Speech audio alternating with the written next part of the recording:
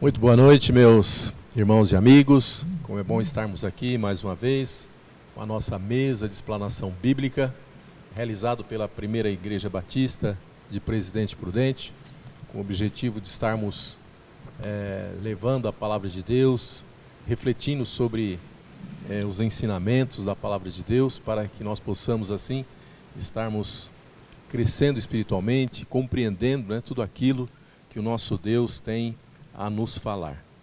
E hoje nós estaremos fazendo aqui um apanhado, um resumo das 3 últimas lições do trimestre sobre os profetas menores, agora com o profeta Jonas, onde na lição passada estudamos sobre um olhar, estudamos sobre Jonas com o título de Um Olhar para a Eternidade.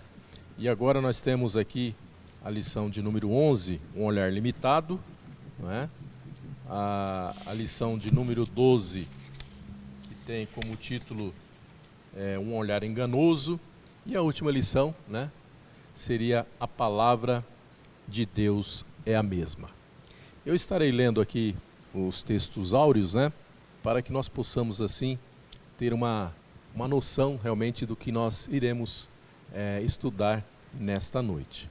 O texto áureo então da lição de número 11 está lá em Jonas, capítulo 1, do versículo 1 até o versículo 3, que diz assim a palavra do Senhor.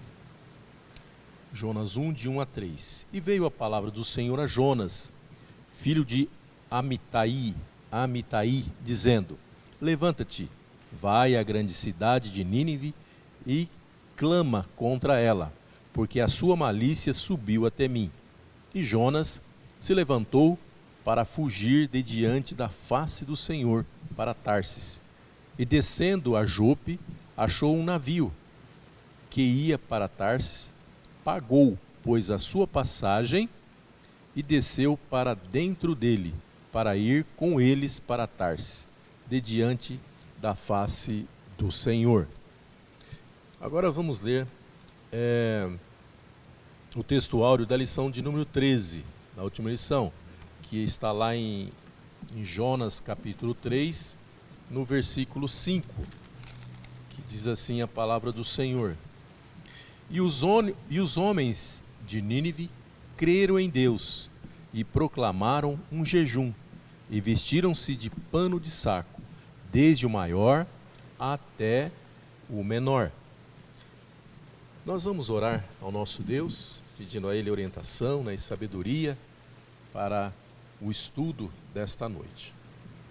Querido Deus, Pai de amor, Pai de misericórdia, obrigado, Senhor, por mais essa tão preciosa oportunidade que o Senhor nos dá de estarmos aqui com a nossa mesa de explanação bíblica para estudarmos da Tua Palavra, refletir sobre os Seus ensinamentos e tudo aquilo que o Senhor tem a nos dizer. Muito obrigado, Pai querido, pelas bênçãos que o Senhor tem derramado sobre as nossas vidas e principalmente sobre a vida da Tua Igreja, Senhor. Ser com cada um de nós aqui nesta noite, ser com os pastores que estão aqui para estar assim trazendo mais ensinamentos a respeito da Tua Palavra, Senhor, e que nós possamos compreender, que nós possamos entender, Pai. E após entender, que o Senhor nos dê força, sabedoria, para estarmos praticando no nosso dia a dia, Senhor. Muito obrigado, Pai. Esta é a minha oração que eu faço, agradecido em nome de Jesus. Amém, Senhor. Muito bem, nós temos nesta noite o privilégio, de ter aqui conosco o pastor Edson Borges, pastor titular da nossa igreja, a Primeira Igreja Batista aqui de Presidente Prudente, juntamente aqui com o pastor Humberto Sedano, pastor lá da nossa congregação em Álvares Machado. Então é um grande privilégio ter eles aqui conosco, para assim estarmos estudando, refletindo um pouco mais então sobre a palavra de Deus e aqui sobre Jonas, Quando falamos de Jonas, vem sempre à mente, o grande peixe, É um estudo realmente muito debatido, muito assim fácil, né, de compreensão quando nós trazemos essa figura, né, principalmente para as crianças, né, do grande peixe. Mas temos que nos aprofundar, né, temos que nos aprofundar um pouco mais, né, na palavra de Deus para realmente compreendermos o objetivo, né, que a lição de Jonas traz para o nosso dia a dia, para a nossa vida, né. E nós vemos aqui, né, que Jonas é um mensageiro contrariado, né, com a missão recebida e revoltado, né, com o resultado obtido. Jonas não havia entendido, né, a soberania de Deus e o simples fato de ser ele o mensageiro, né, um simples instrumento para o cumprimento do propósito do nosso Deus. Nínive, a maior cidade, né, da Assíria, experimenta então aí um verdadeiro avivamento, né, e o mensageiro se vê indignado com Deus. Jonas pensava ser capaz, né, de julgar merecimentos, mas o Deus do juízo, da oportunidade e da graça, né, se manifestou sobre a grande cidade de Nínive. Então, é em cima disso que nós vamos estar refletindo então nesta noite. Então eu vou passar aqui a palavra para o pastor Humberto Sedano, para então fazer aí as suas primeiras considerações então, né, sobre esse estudo, né, de Jonas. Pastor Humberto. Boa noite, irmãos caros, pastor Edson também, Flávio, e também cada irmão que participa através da internet, não? Chegamos a Jonas 2, não? Na sequência do estudo da EBD. O profeta Oséias disse assim, não? Porque semeiam ventos e cegarão tormentas. Oséias 8:7. E Jonas fez isso, não? Ao rebelar-se contra o Deus do céu, da terra e do mar, não? Jonas foi mais rebelde que a jumenta de Balaam, pois insistiu no erro, não? A gente vê os degraus que ele desce, não? Quando Deus ordena ir para Nínive, ele estava em Samaria provavelmente, desce para Jope, desce para um navio, desce para o porão e começa a dormir profundamente. Por isso é jogado ao mar, engolido pelo grande peixe e vai para o abismo, não? Tudo isso por causa da sua rebeldia. Realmente ele semeou vento e colheu aquela tormenta, não? Como punição de Deus, punição de Deus. Desafiou o Senhor com seu grande pecado e o grande Deus o colocou no grande peixe, mostrando sua grande justiça, que dela ninguém escapa, não? E ele está agora no ventre do peixe, não? Naquela situação desesperadora, terrível. E é interessante que Jonas 1 e Jonas 2 são capítulos totalmente diferentes. O profeta tem atitudes diferentes. Jonas 2 é um ponto crucial na narrativa do livro, não? Marcando a transição da desobediência de Jonas para o arrependimento do profeta e sua restauração. Capítulo 2, não? É essencial porque mostra a oração de Jonas dentro do grande peixe, onde ele expressa sua angústia, seu sofrimento, reconhece a soberania de Deus e clama por libertação. O tema central aqui, como no resto do livro, é a misericórdia de Deus. Deus tem misericórdia dos ninivitas, mesmo sendo cruéis, sendo implacáveis, e dá uma chance para que se arrependam, não? E também tem misericórdia de Jonas, porque o houve ali no ventre do peixe para poder também libertá-lo. E é interessante que a oração de Jonas, ela é um salmo, na verdade, um salmo. Quando a gente lê a oração dele, não? É um salmo, a gente lê assim, não? Clamei ao Senhor na minha aflição. Ele me ouviu, do ventre do inferno clamei e tu vistes a minha voz. Pois tu me lançaste no profundo, no meio dos mares, as correntes das águas me cercaram, todas as tuas vagas e as tuas ondas passaram sobre mim. E eu disse, eu estou lançado de diante dos teus olhos, todavia tornarei a ver o teu santo templo. As águas me cercaram até a alma, o abismo me rodeou, e as ervas daninhas estavam enroladas na minha cabeça. Eu desci até os fundamentos dos montes, a terra com seus ferrolhos estava sobre mim para sempre.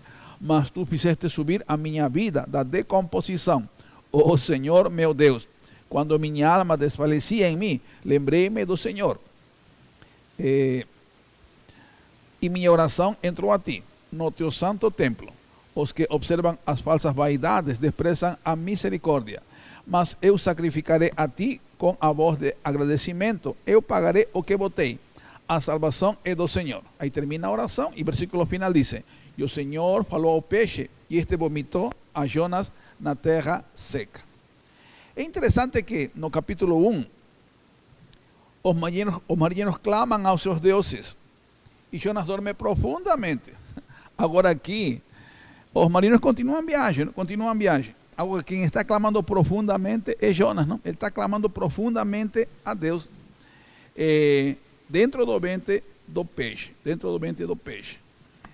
Neste salmo de Jonas vemos súplica, ¿no? Vemos penitência em Jonas. E também vemos ação de graças porque ele se arrepende. Eu estava lembrando de Manassés, o pior rei que teve Judá, que foi levado para o exílio com gancho no nariz, diz a Bíblia, e lá se arrependeu. Se humilhou, se arrependeu e Deus o trouxe de volta para Judá. Igual com Jonas, ele no ventre do peixe, ele se arrepende.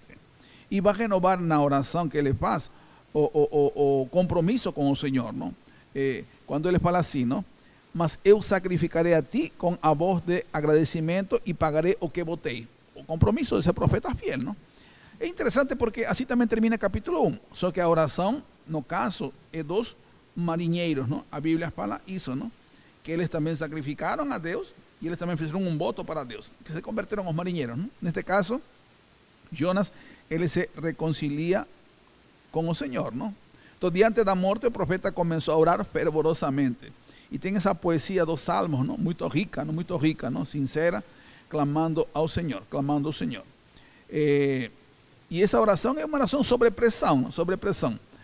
Lamentavelmente, no capítulo seguinte, vamos ver que essa atitude de Jonas, ele vai mudar, vai voltar naquela questão do capítulo 1, da rebeldia, não? Da relutância, para não aceitar a vontade de Deus. Mas está aqui desesperado, está angustiado, clama a Deus. É como diz aquele ditado, não? Na trincheira não há ateus. Então, quando você está no perigo de morte, você lembra que existe um Deus. Neste caso, Jonas não é o Jonas apático do capítulo 1, que não via Deus, que não obedecia a Deus, que estava fugindo, não se importava com a tormenta, estava dormindo. É alguém que é sensível, porque realmente está ali, não? Lugar fechado, fétido, um lugar escuro, um lugar realmente complicado. É um símbolo da própria morte, não? Da própria morte, não? E nesses degraus que a gente comentou, o Jonas desce e vai acabar no abismo. E o homem sem Deus acaba no abismo. No caso de Jonas, essa forma também de punição de Deus é interessante porque mostra que ninguém pode desafiar a Deus, porque há uma universalidade na sua autoridade, na sua presença, na sua justiça e na sua vontade. Então, realmente, Jonas, nesse sentido, não? Ele aprende uma grande lição. E eu comentei que é um salmo porque tem expressões dos salmos. Salmo 42:7 diz assim, o salmista: um abismo chama outro abismo. Ao fragor das tuas catadupas, todas as tuas ondas e vagas passaram sobre mim. E Jonas está repetindo praticamente as mesmas palavras, não? Então, quando alguém desafia a Deus, as ondas de Deus vão a passar por ele. Alguém desafia a Deus, a gente experimenta o abismo, não? As dificuldades, fica no fundo do poço, não? Para poder clamar a Deus de verdade. E Jonas clamou a Deus como nunca fez, coração humilde, quebrantado. E a Bíblia fala que Deus não rejeita esse coração humilde e quebrantado. E ele renova seus votos proféticos, porque fala que ele vai cumprir. E o versículo aqui importante é o 9, não? Porque ele reconhece que a salvação é de Deus. Diz, ao Senhor pertence a salvação, não é a ele. Então, se Deus mandou pregar aos inimigos, tem que pregar. Ele não tem que escolher a quem vai pregar. A salvação é do Senhor, tem que pregar a eles. Então, reconhece a soberania de Deus e realmente ele assim também se somete ao plano de Deus para pregar aos ninivitas. Ele se rende diante do Senhor. E o capítulo 2 começa assim, não? Jonas no ventre do peixe, não? E termina, por causa da desobediência, e termina fora do peixe. Ele o vomita, porque ele se arrepende. Então, Deus realmente ouve orações das profundezas, não somente geograficamente, da profundeza do coração, como foi o caso de Jonas. Deus ouviu e libertou a Jonas. Agora, ele tem uma segunda oportunidade, e aí entra o capítulo 3, e é interessante no capítulo 3 como ele obedece a Deus. Talvez o capítulo assim mais interessante do agir de Deus, não? Diz, e a palavra do Senhor veio a Jonas pela segunda vez, dizendo, levanta-te, vai a Nínive, aquela grande cidade, e prega contra ela a mensagem que eu te ofereço. Então Jonas se levantou, foi a Nínive, segundo a palavra do Senhor. Ora, Nínive era uma cidade muito grande, de 3 dias de jornada. E Jonas começou a entrar pela cidade, jornada de um dia, e clamava, dizendo, ainda 40 dias e Nínive será derrubada. Assim as pessoas de Nínive creram em Deus e proclamaram um jejum e vestiram-se de pano de saco, desde o maior até o menor. Assim pues a palavra chegou ao rei de Nínive, e ele levantou-se do seu trono, tirou de si as suas vestes, cobriu-se de pano de saco e sentou-se sobre a cinza. E ele fez com que isso fosse proclamado e divulgado através de Nínive, pelo decreto do rei e dos seus nobres, dizendo, nem homens, nem animais, nem bois, nem ovelhas provem coisa alguma, nem se les dê alimentos, nem bebam água. Mas os homens e os animais sejam cobertos de pano de saco e clamem poderosamente a Deus. Sim, convertam-se cada um do seu caminho do mal e da violência que está nas suas mãos. Quem pode dizer se Deus voltará e se arrependerá e se apartará do furor da sua ira para que não nos pereçamos? E Deus viu as suas obras, como se desviaram do seu mau caminho, e Deus se arrependeu do mal que tinha anunciado que faria a eles e não o fez. Interessante porque Jonas contrasta com os marinheiros. Jonas contrasta com os ninivitas.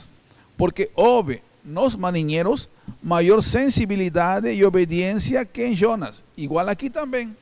Deus teve que falar mais de uma vez a Jonas para que obedeça. O caso dos ninivitas, ouvem a palavra, eles se arrependem, eles se convertem, eles se humilham, do rei até o último cidadão de Nínive, até os animais tiveram que jejuar, não? Então você vê um arrependimento geral. Isso muda a atitude de Deus. Isso muda a atitude de Deus, porque Deus decide poupar aos ninivitas, não puni-los, como já tinha dito que ia acontecer daqui a 40 dias. Então Deus realmente é um Deus misericordioso, um Deus fiel, e mostra realmente que havia esse propósito, não? Mesmo sendo uma nação cruel, uma nação poderosa, ímpia, idólatra, precisava uma chance da parte de Deus. Ouvir o evangelho, ouvir a palavra de Deus. Jonas não queria pregar, mas ele vai obedientemente. Aqui Jonas cumpre a sua missão. Aqui ele obedece ao Senhor. E a palavra, como diz a Escritura, não volta vazia. E Deus soberano, porque a gente lembra assim que Jeremias pregou 40 anos e os judeus não se arrependeram e foi destruído Jerusalém. O caso de Noé, ele pregou mais ou menos 120 anos e ninguém se arrependeu e veio o dilúvio.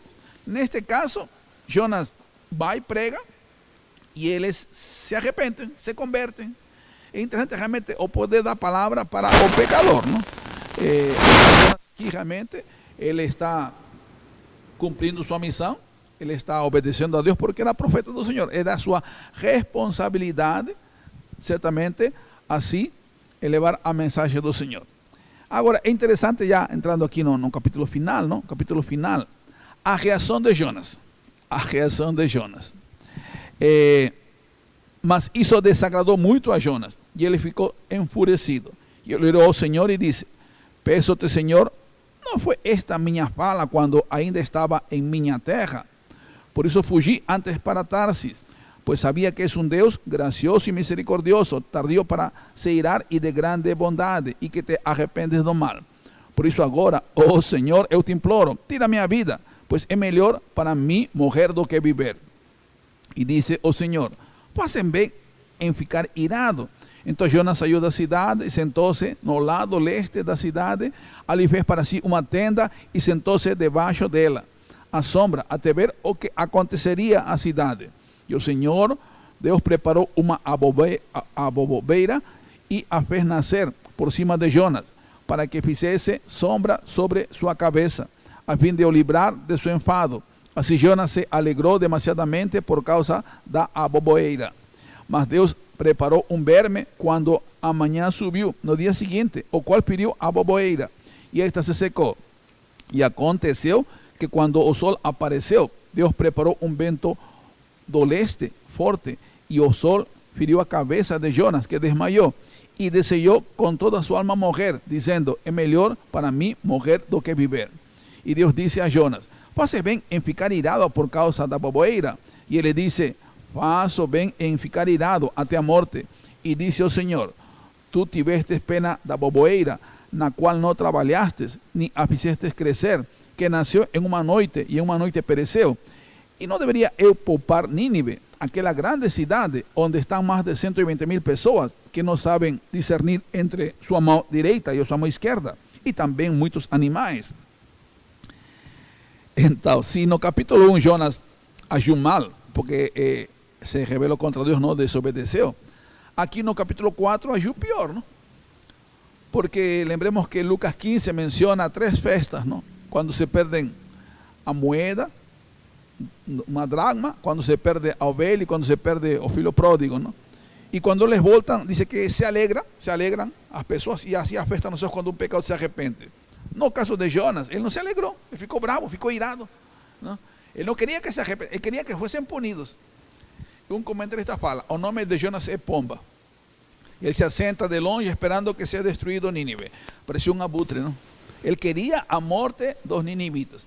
Então é alguém que pregou a mensagem do Senhor, mas não tinha o que Deus tinha, porque a Bíblia fala que Deus aqui era um Deus compassivo, gracioso, cheio de bondade, se arrepende do mal. Não tinha isso, não? Não tinha isso. E uma coisa que se vê, não? Ele fica tão irado que está discutindo com Deus. A vontade de Deus é uma, ele tem sua própria vontade. Ele está tão irado que ele quer morrer. Ele quer morrer. E como que Deus é sábio? Porque Deus que usou no capítulo 1 os marinheiros para lançá-lo ao mar, usou o grande peixe. Aqui, neste caso, ele vai usar aquela boboeira, ele vai usar o vento leste, ele vai usar aquele verme, para mostrar que Deus usa quem ele quer, a quem ele quer. Só que Jonas não se importa com isso, e Jonas aqui mostra esse mau humor, essa falta de submissão a Deus, ao propósito de Deus. Com relação aos ninivitas não teve misericórdia, e com relação a Deus não teve submissão à vontade dele. Então realmente Jonas é um homem que não é exemplo para ninguém, não? Para ninguém, não? A gente pode ver que, como já se comenta, ele é o antitipo de profeta. Ninguém deve ser como Jonas, que falta aquela docilidade, aquela humildade, aquela solidariedade, aquela compaixão com o próximo. Então realmente Jonas é um exemplo negativo aqui na Escritura, como um profeta realmente se apropria da mensagem, prega quem ele quer, quem não quer, e o resultado também para ele não traz satisfação nem deleite. Então é complicado realmente Jonas em sua atitude e sua reação, não? Pastor?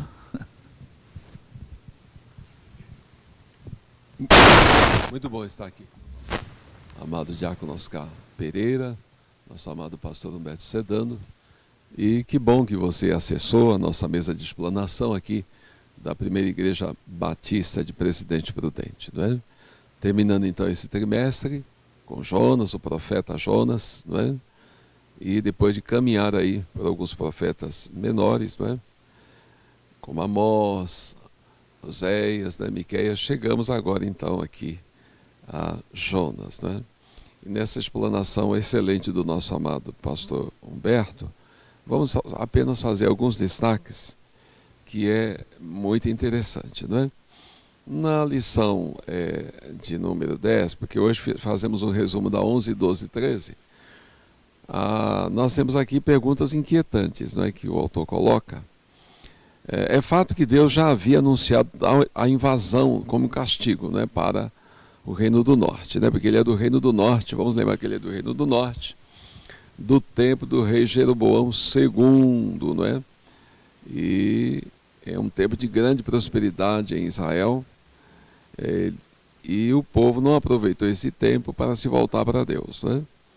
Eles se aprofundaram na adoração a Baal e Moloque e outros deuses, se afastaram do Deus de Israel, e agora o juízo vai chegar. E não vai chegar sem aviso. Deus sempre, antes de punir, ele avisa muito, sempre avisa. Os profetas avisaram, mas eles não ouviram, não é? Só que Deus não se compadece só de Israel. Ele se compadece também de todas as nações que se voltam para ele, não é? Veja, por exemplo, Ezequiel 18:2, quando Deus diz: todas as almas são minhas, tanto a alma do pai como a alma do filho. A alma que pecar, essa morrerá. Ou seja, o juízo é individual, mas também é nacional. Então, onde houver um coração arrependido, Deus está ali, perdoando, né? Deus sempre trabalha de muitas maneiras para trazer o homem para si. Como está em Hebreus 1:1, havendo Deus antigamente falado aos pais pelos profetas de muitas maneiras, nestes últimos dias nos falou pelo Filho, né? Então, Deus tem seus profetas, os homens que são boca de Deus. O que o profeta diz, o que Deus mandou falar, não é? Então Israel está na iminência de ser tomado pelos assírios. Então, nós temos Jeroboão II, depois o último rei, que é o seu irmão, né? O Zacarias, ele vai governar só 6 meses, aí começa uma série de reis que vão governar pouco tempo, um matando o outro, a terminar com o último rei, que é Oséias, quando os assírios vêm e levam para o cativeiro, acaba com tudo, né? Como os profetas haviam falado, né? E Deus preserva apenas a tribo de Judá, agora, como Israel nacional, junto com Benjamim, que está sempre com Judá, e os levitas, que cuidam do culto, né? E as 10 tribos do norte vão para o cativeiro. E a situação de Jonas mostra, irmãos, como Deus é bom e como Deus quer sempre perdoar, sempre trabalhar na vida, não é? Daqueles que o buscam. Jonas, do ponto de vista como um israelita, né, que amava a Deus, ele quer que esse povo dos assírios seja destruído, porque é um povo terrível, né? Os pastores aqui, nas outras lições, já falaram das barbaridades que esse povo praticava, eles eram terríveis, né? Mas Deus sempre dá oportunidade para o arrependimento. E Jonas também ensina para nós que Deus é soberano sobre tudo, os ventos, as águas, né? Sobre os peixes, sobre tudo.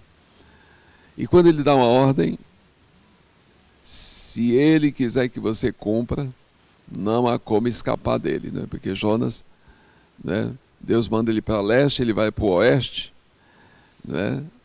E aí ele acaba sendo jogado ao mar e falou: bom, tudo acabou agora, né? Me jogue ao mar que vai parar a fúria do mar e vai ficar tudo bem, porque a culpa de toda essa situação aqui é minha. Só que o grande peixe o engoliu. E hoje há estudos que comprovam que há tubarões, e bem como tipos de baleias também, que elas deglutem, né, e depois expelem, né? E Jonas ficou lá no ventre do grande peixe, foi vomitado na praia de Nínive, não é?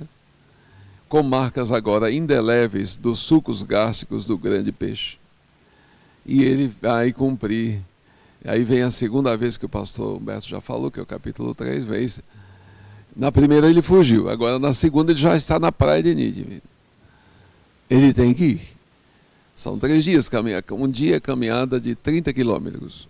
Isso indica que a cidade era muito grande, 90 quilômetros ele percorreu pregando que a cidade seria destruída. Claro, ele estava cumprindo a ordem de Deus, mas ele queria ver o povo destruído, como já foi bem colocado pelo pastor Humberto. Só que desde o rei até todo o povo, todos se arrependeram, temeram esse Deus, Criador dos céus e da terra.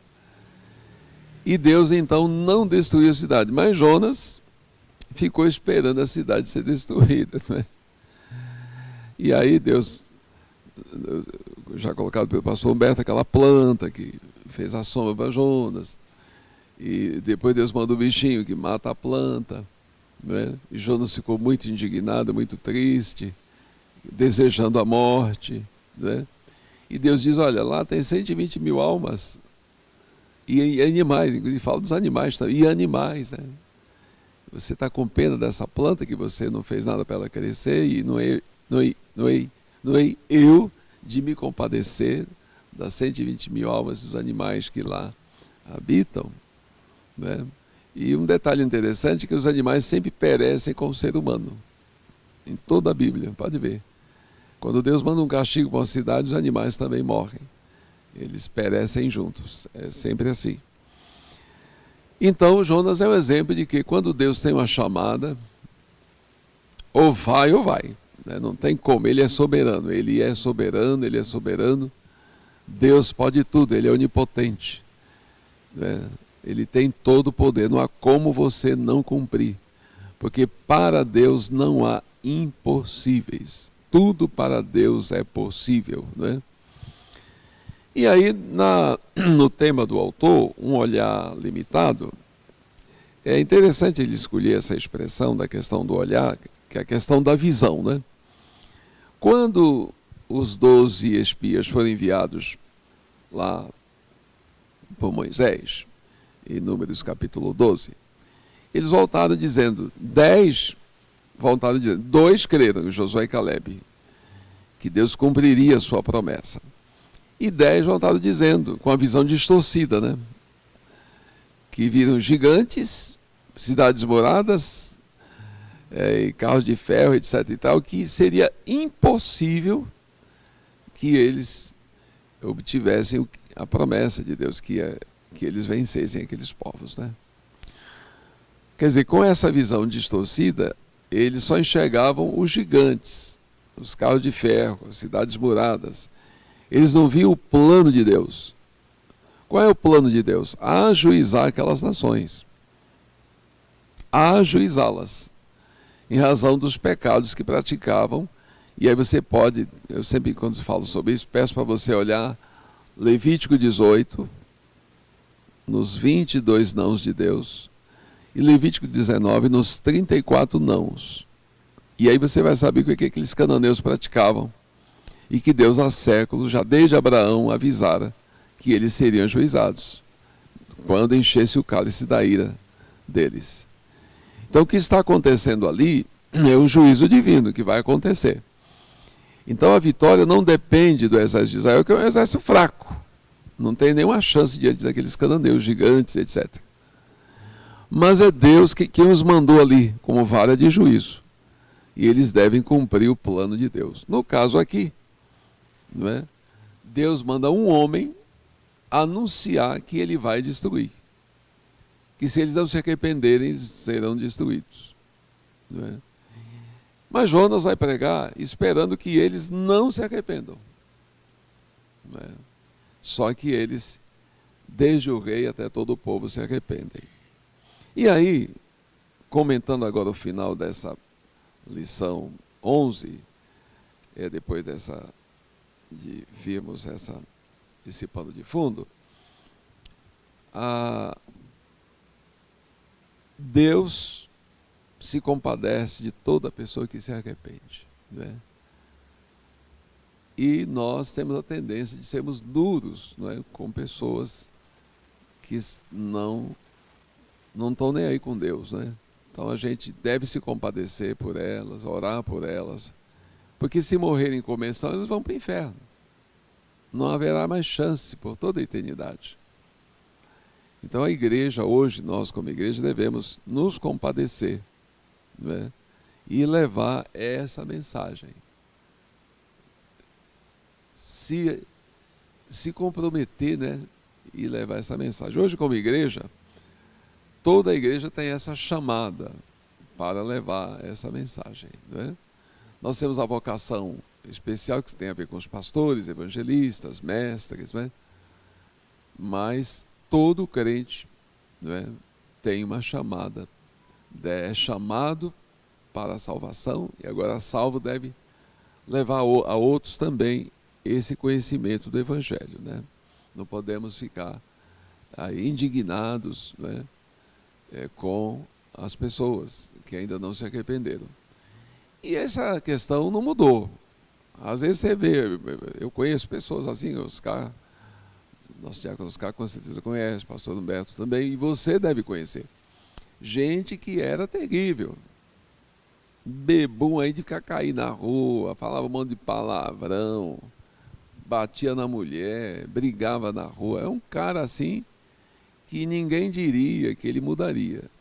Hoje ele anda de terno e gravata, anda com a Bíblia, prega o Evangelho, uma bênção. E aí, como o mundo não quer que as pessoas mudem, os parentes dele, os amigos dele que o conhecem, o que fazem? Ah lá, está dando uma de crente, está dando uma de santo agora, olha lá.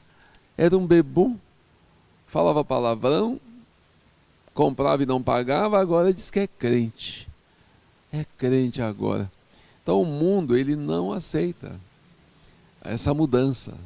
Quer que a pessoa continue na vida em desgraça diante de Deus. Né? Não quer. E quando vem também alguém, digamos alguém que vem aí de uma vida pregressa muito grave, que se converte, há uma tendência das pessoas da igreja, quando sabem do passado daquela pessoa, né, ficarem com receio daquela pessoa, né, e julgar aquela pessoa, né, e ela ter dificuldades para crescer na fé em Jesus. Né? Então devemos tomar muito cuidado. Claro, como Jesus advertiu, você tem sempre o trigo e o joio. O joio são os falsos crentes. Então, nesse meio de pessoas que vêm também desse tipo de pessoas que se convertem, há aqueles que se converteram mesmo.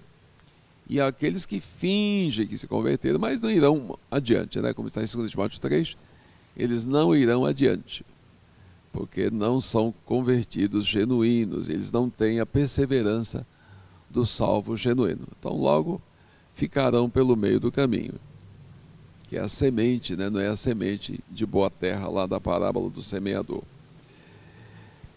Também devemos ser canal de bênção, não é? Para as pessoas, estar pronto, na verdade, a trazer famílias, pessoas para Deus. Agora, mesmo entrando aqui, convidei um senhor que estava passando com um carro de salgados. Falou, olha, nossa cantata de Natal é dia 24, o senhor está convidado. Ele falou, muito obrigado e tal. É assim como eu, com certeza, o Oscar, o pastor Humberto, né? O Flávio. Cada um de nós está sempre chamando pessoas. E esse é o nosso trabalho mesmo. Veja que a igreja teve a cantata de Natal das crianças, o domingo passado foi jovens e adolescentes, agora é o coral Paz Eternal, no último domingo a reprise da cantata do dia 24, são todas oportunidades para que as pessoas ouçam esse plano de salvação. Na segunda lição, na penúltima lição, a Nínive exigia uma ação de no mínimo 3 dias. Né? 3 dias. O número 3 na Bíblia é um número muito importante, porque tem a ver com a ação de Deus. 4 tem a ver com o mundo, e 3 com a ação de Deus. 3 vezes 4, 12. 12 é o número da ação completa de Deus. Né? Então veja que ele precisava de 3 dias para fazer o trabalho de pregar, que Nínive seria destruída. 3 dias também ele fica lá no ventre do grande peixe. Não é? 3 dias Neemias ficou em Jerusalém, para depois se manifestar de que ele viera para reconstruir os muros. 3 dias Esdras fica também em oculto, sem dizer a sua missão. 3 dias, quando houve aquele estupro lá daquela concubina do levita, 400 mil homens se reuniram, e em 3 dias o problema foi resolvido. Foi resolvido. Não é? Depois eles começaram a ver como é que iam fazer para achar esposas para os benjamitas que sobreviveram. Mas em 3 dias o problema foi resolvido. E também o fato de Jonas estar no ventre do grande peixe, Jesus usa, não é? Também é uma tipologia do que o Messias ficaria no seio da terra também 3 dias e ressuscitaria, não é? Então é muito importante esse destaque aqui também. Jonas não tinha o desejo, muito menos a visão. É o segundo comentário que eu ia fazer, a conclusão da penúltima lição. E você também pode estar na mesma situação de Jonas. Não tem desejo pelas almas que se convertam e não tem a visão de Deus para que sejam salvas. Porque Deus amou o mundo de tal maneira que deu o seu Filho unigênito para que todo que nele crer não pereça, mas têm a vida eterna. Né? Então você e eu devemos ter essa visão, a visão de Deus para as almas perdidas. Né? Então, Deus quer que falemos de Cristo o tempo todo. Como diz Paulo em 2 Timóteo 4, a tempo e fora de tempo prega essa palavra. Insta, prega, repreende, exorta, consola, né, admoesta, não é? O tempo todo. Sempre achando a oportunidade para falar de Jesus. Não é? E finalmente, Jonas, o que Jonas não queria aconteceu. Ele não queria o arrependimento dos ninivitas, né? Mas eles se arrependeram. Né? E hoje, em nosso tempo, tem gente ruim aí, inclusive no momento no Brasil, que está causando amargor a muitas famílias. Né? Gente já morreu e tem muita gente sofrendo. Né? E é interessante que essa gente ruim nem Covid pega, né? Não fica doente. Parece que eles não dormem, fica dia e noite planejando o mal. E aí nós, em nosso tempo, você vai desejar o arrependimento de uma pessoa dessa? Como Jonas, você quer que ele também pereça. Só que esse não é o plano de Deus. Os homens mais terríveis de hoje, no Brasil, ou nos Estados Unidos, ou no Paraguai, ou na Rússia, na Ucrânia, na Alemanha, como eram os assírios terríveis, Deus também quer que eles se arrependam. Porque a eternidade do inferno, o castigo do inferno é para sempre. Aqui o ser humano pode viver 80 anos, 90, não é? Mas morrer sem Cristo, sem se arrepender, é para sempre, queimando no fogo do inferno. E depois do juízo final, no lago de fogo e enxofre, com o diabo e seus anjos e todos os ímpios de todos os tempos que rejeitaram a palavra de Deus. Então é por isso que enquanto a pessoa que está viva, pode ser o pior homem, ela tem chance de se arrepender. Aliás, não é pastor Humberto Oscar, aquele John Newton, né? Que escreveu o livro, o hino Maravilhosa Graça, que os corais cantam aí. Ele é um homem terrível. Terrível. Por isso que ele escreveu lá, maravilhosa. A graça de Deus alcançou aquele homem. Se tornou uma bênção para o reino de Deus, né? Eu estava um dia em São Paulo, quando eu morava lá, era jovem. Trabalhava ali na Telesp, na rua 7 de Abril, na comercial da Telesp. E na hora do almoço ficava andando ali. E tinha um pregador em frente ao antigo MAP. Quem foi de São Paulo deve lembrar do MAP, em frente ao Teatro Municipal. E esse homem, mas da altura do pastor Humberto, ele pregava e falava, né? E alguém lá, juntava aquele grupo, né? E um homem começou a insultá-lo. Começou a insultar, e ele estava revezando com outro pregador. Aí depois, quando ele parou de pregar, que ele ficou mais para cá, e o outro começou a pregar, aí ele comentou com outra pessoa: se esse homem que está me provocando soubesse quem eu fui, ele não ia mexer comigo. Eu era terrível, mas hoje eu sou de Jesus. Né? E eu já conheci pessoas em São Paulo terríveis, pessoas que... Eu lembro de um perigoso que veio para Jesus, e ele lutava boxe, praticava karatê, uma pessoa assim, tranquila, mas se mexesse com ele, me dava um bicho. E ele nós em São Paulo, agora crente, ele me contou de um insulto que ele sofreu, e ele ficou quieto, calado, não fez nada, foi embora. Falei para ele, então você agora é crente mesmo, hein? Acredito que agora você é crente, porque em outro tempo eu tenho certeza que ele só não ia terminar assim não. Eu sou crente agora, né? Então Jesus muda. Então os piores homens de hoje, Deus quer mudar também, transformar. Temos que ter a visão de Deus. E finalmente, não é? Aqui nesta última lição, devemos também não imitar Jonas, entender que a vontade de Deus é soberana. Devemos ter a visão de Deus e não a nossa. A visão de Jesus é: ide por todo o mundo e pregai o evangelho a toda criatura. Os resultados ficam com Deus. Estevão prega um excelente sermão, ninguém se converte e ainda perdeu a vida. Atos capítulo 7. Mas ouvindo a sua pregação estava um jovem chamado Saulo de Tarso, que se converteria a Jesus e se tornaria depois de Cristo o maior pregador do evangelho de todos os tempos. Então, o mesmo Deus que manda Jonas, também em Atos 12, salva Pedro pelo anjo, libertando da prisão, e manda falar das palavras desta vida, mas permite que Herodes mate Tiago, seu irmão, aliás, de João. Salva Pedro e permite que Tiago, irmão de João, seja morto. Mas no mesmo capítulo, o anjo do Senhor feriu o Herodes, que matou Tiago. Então Deus é soberano. Nas arenas romanas há relatos, não é, de cristãos que os leões não atacavam. E eles queriam morrer com seus irmãos, mas os leões não atacavam.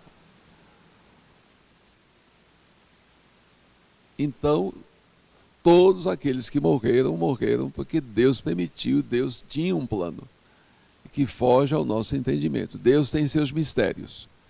Termino citando Ezequiel 18:2 novamente. Todas as almas são minhas, a alma do Pai e a alma do Filho. O que nós não entendermos, devemos deixar nas mãos de Deus. A nossa missão é levar a mensagem a qualquer povo, em qualquer lugar. E quero terminar, quando teve a convenção aqui, Batista de São Paulo, no Campus 2 ao Oeste, um jovenzinho estava indo para o Paquistão como missionário. Tinha uma criança pequena, esposa grávida, e ele sentia chamada para ir para o Paquistão. Eu falei, mas meu Deus, um casal jovem, só Deus. E ele sentia que era uma chamada e deu testemunho aí. Não podia dizer o nome dele, porque como é um país que persegue e mata os cristãos, e não podia dar a identidade dele, não é? Então é muito difícil realmente querer aceitar a conversão de pessoas terríveis. E não podemos nos achar melhor que Jonas, porque às vezes você também pode ficar irado com pessoas ruins e dizer por que Deus, né, permite que esse homem faça tanta coisa ruim. Esse homem vai para o inferno. Só que o plano de Deus é que ele também seja salvo.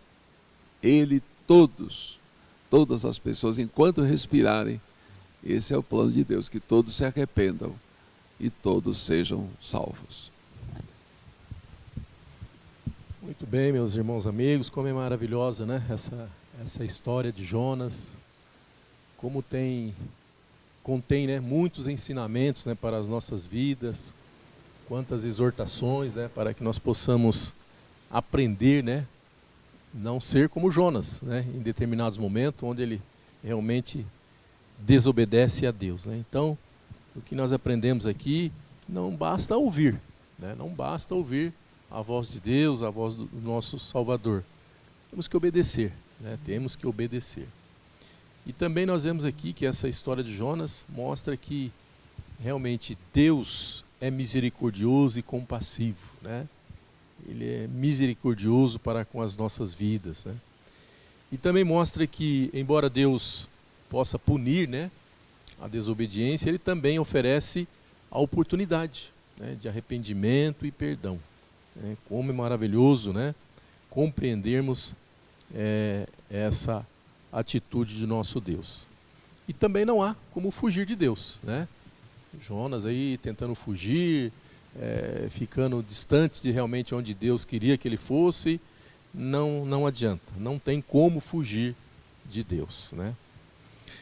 Muito bem, eu só queria mais aí um comentário dos pastores em relação à comparação que Jesus então faz, aqui uma ilustração de sua morte e ressurreição, lá de Mateus capítulo 12, Mateus 12, o versículo 39 e 40. Jesus faz uma comparação dizendo assim: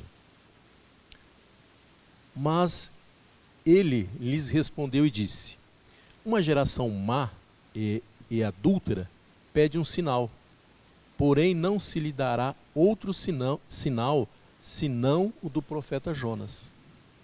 Pois, como Jonas esteve 3 dias e 3 noites no ventre da baleia, assim estará o Filho do Homem, 3 dias e 3 noites no seio da terra. Então, eu gostaria que os pastores então fizessem aí um comentário, né, sobre essa comparação então que Jesus faz em relação Jonas, né, a sua morte e ressurreição, né, comparando com o que aconteceu com Jonas, no capítulo 12 de Mateus, versículo 39 e 40. Então, esse texto que o Senhor ele fala, não? Ele é interessante porque ele mostra a semelhança entre a experiência de Jonas dentro do peixe, Cristo dentro do túmulo. 3 dias, 3 noites, a semelhança, não? Da experiência de Jonas. Agora, o que a mim me chama a atenção é que no versículo 42 fala assim, não? Eis aqui quem é maior do que Jonas. Então havia essa semelhança, não? Agora, também havia outras semelhanças, ambos eram profetas. Mas também havia diferença, não? Porque enquanto Jonas não obedece, Cristo obedece, não? Enquanto Jonas foi rebelde, Cristo foi submisso, não? Foi sumiso. Enquanto Jonas não se preocupou com as almas nem dos marinheiros, nem dos ninivitas, Cristo se preocupou com as almas de todo mundo, não? Se preocupou, não? E é bonita essa questão, quando Cristo ele batiza, quem desce sobre ele em forma de pomba? O Espírito Santo, não? E Jonas significa pomba, não? Então Cristo é o Jonas maior, o profeta perfeito, obediente, solidário com as almas pecadoras, que se alegra com a conversão do perdido, não? Que resgata inclusive essas pessoas com sua própria vida. Então há totalmente contraste em essas duas personalidades. Como comentamos também na lição anterior, no caso de Jonas foi jogado ao mar para acalmar a tormenta, não? Para que salvem os marinheiros. Ele foi jogado, ele não se jogou.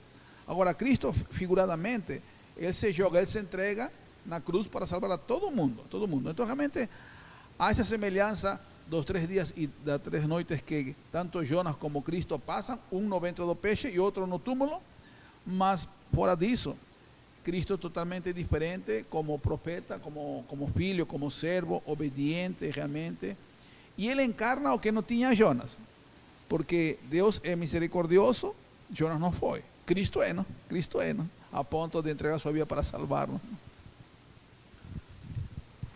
E seguindo na linha do pastor Humberto, só acrescentar que infelizmente até hoje tem gente que não quer acreditar que Jonas esteve no ventre de um grande peixe e foi vomitado na praia.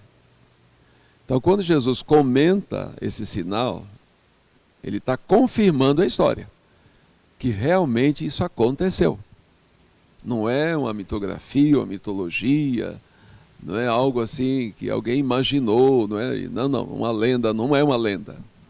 Jonas existiu, Jonas realmente passou por isso. E Jesus, quando conta essa história, ele confirma, não é? Que realmente isso é real. Não é?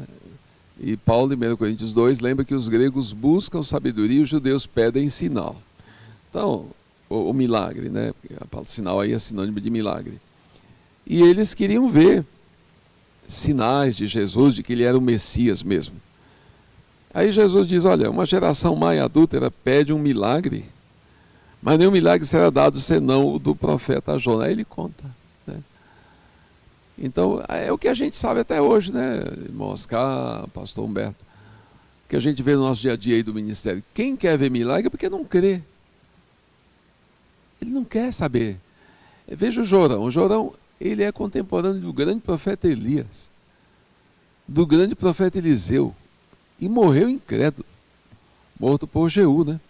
Que é o pai de Jeroboão II aí do tempo de Jonas. Deus usou Jeú para executar toda aquela descendência má, perversa de Acabe, né? Então, essa é a questão, não é? Quem quer ver milagre é porque não crê, não é? Às vezes nós oramos por alguém, Senhor, opera, faz um grande milagre, para que aquela pessoa creia, né? Aí depois que a pessoa é curada, mas isso ia acontecer mesmo, isso aí ela dá as costas para Deus, para a Bíblia, para a igreja, para tudo, e vai viver uma vida, daqui a pouco está fumando, bebendo tudo de novo. Peraí, mas ele falou que se Deus curasse, ele ia se voltar, e não se voltou, ele não quer saber de Deus, né? E é o caso aqui também, né? Eles querem um sinal para que Jesus provar que ele é filho de Deus. No entanto, o maior sinal já está nas Escrituras, né? E aqui nós estamos diante de escribas. Escribas são doutores da lei, aí no 38, ó. Escribas e fariseus, né? Os escribas são doutores dos fariseus. Eles estão com a Escritura na mão, Jesus cita a Escritura, e eles não acreditam no que está lá. E Jesus, ele era uma tipologia, né, profética do que aconteceria com o Messias, né? E aí ele cita também, não vamos comentar por causa do tempo, né? Aqui, né, vai citando a rainha do sul, que é a rainha de Sabá, que veio ouvir a sabedoria de Salomão. E ele fala, no juízo, ela se levantará no juízo contra essa geração, porque ela veio de longe ouvir a sabedoria de Salomão, né? Quando vocês aí estão diante do Filho de Deus e não acreditam, né?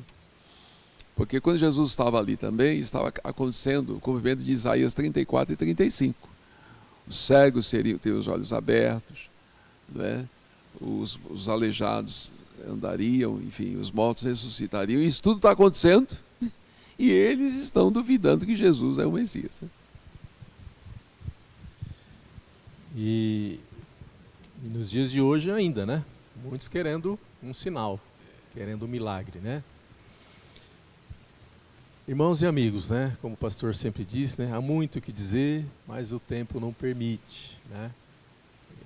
Já estamos aqui chegando ao final de mais uma mesa de explanação e eu gostaria de aproveitar aqui a oportunidade para convidar você a estar participando conosco, né? Todas as sextas-feiras a partir das 19h45. Quero lembrar que estamos chegando aqui ao final do ano, né? Então agora nós retornaremos em 2026, né? Então na primeira semana de janeiro, tá? Primeira semana de janeiro, primeira sexta-feira, estaremos novamente aqui com a nossa mesa de explanação bíblica. Também quero convidar você a estar participando da nossa escola bíblica dominical, onde nós estudamos, né? Todas essas lições aqui que estão sendo passadas aqui, estudamos também em escola bíblica dominical, né? Então esse é um convite para você vir participar conosco, tá? Todos os domingos, a partir das 9 horas da manhã, né? Aqui na nossa igreja, na Avenida Manuel Goulart, número 503. Né? Você é o nosso convidado para estar aqui conosco, né? Participando. Quero convidar você também para estar participando das nossas cantatas de Natal, né? Como o pastor disse aqui, tivemos domingo passado, no primeiro domingo do mês, a cantata das crianças, né? Depois a cantata dos jovens e adolescentes. Próximo domingo será a cantata do coral Paz Eternal. E na véspera, né, de Natal será o coral Essência de Deus. E no domingo a reprise, né, novamente do coral. Então, estamos convidando você para estar conosco, para ouvir essas mensagens, né, cantadas, né, e que transmite aí a palavra do nosso Deus. Então, venha participar conosco. E eu gostaria de finalizar aqui também, nesses estudos nossos aqui, com um comentário, né, dizendo o seguinte, que o Espírito Santo de Deus, né, o Espírito Santo profetizado aqui no livro de Joel, capítulo 2, no versículo 28, é o mesmo Espírito, né, que ungiu os profetas, né, do Senhor, né, e que foi derramado sobre toda a terra, acessível, né, a todos quanto desejam ouvir a voz de Deus. O Espírito Santo, da verdade, continua testificando, né, a mensagem de Deus aos povos, né, uma mensagem de juízo, porque a idolatria, a violência, a imoralidade, a corrupção, a opressão ao pobre, né, continua sendo uma triste realidade. Mas o mesmo Espírito transmite a mensagem de oportunidade para que haja arrependimento e, consequentemente, né, a manifestação da graça salvadora do nosso Deus. E a igreja de Cristo, é a legítima voz profética, né, para os dias atuais e tem o poder do mesmo Espírito para anunciar juízo e a oportunidade e a graça de Deus para todo aquele que realmente invocar o nome do nosso Senhor. Romanos 10, 13.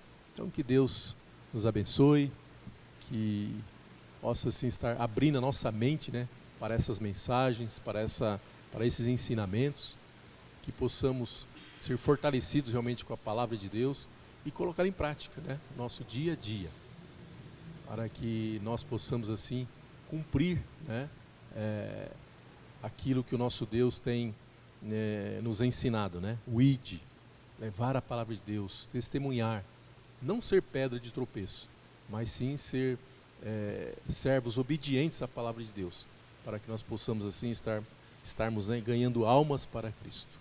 Que Deus nos abençoe e nos fortaleça. Eu vou pedir para que o pastor Humberto esteja nos levando a Deus em oração, terminando então essa mesa de explanação bíblica. Oremos com o pastor.